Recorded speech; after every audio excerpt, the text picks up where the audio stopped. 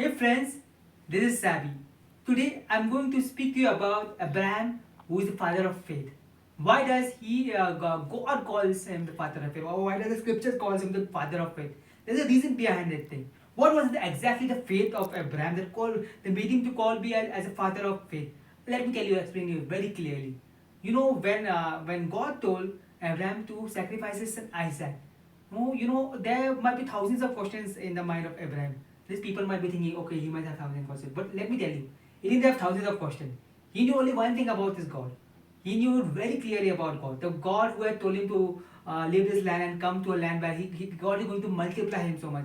He knew this thing in his heart, very sure thing. You know what was the word of God says in the book of Hebrews? You might be thinking when God told Abraham to sacrifice his son, he might be praying. You might be thinking that thing. No, he was not at all praying. You might be thinking that instead of the lamb, like means God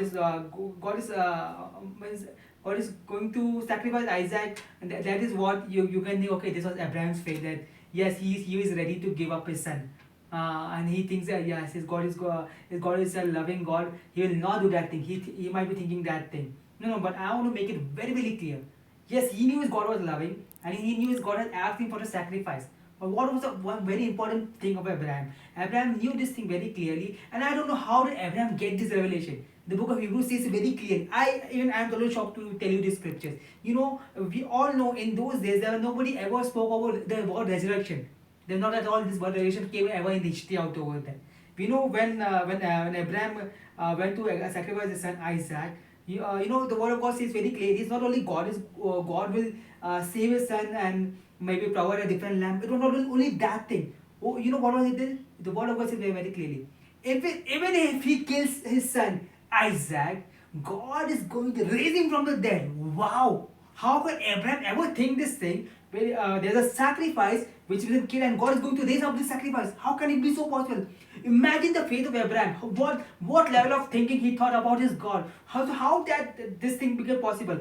Because he knew very clearly that his God is faithful.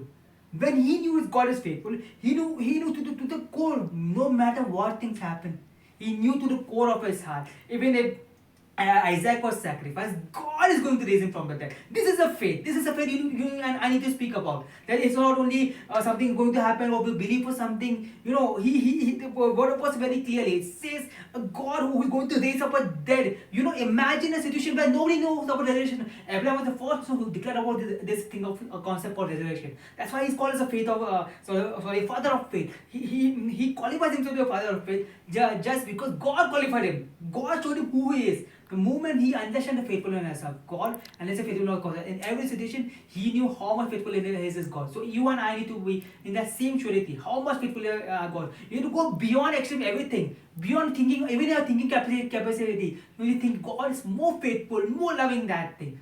This is what Abraham's faith was. Thank you.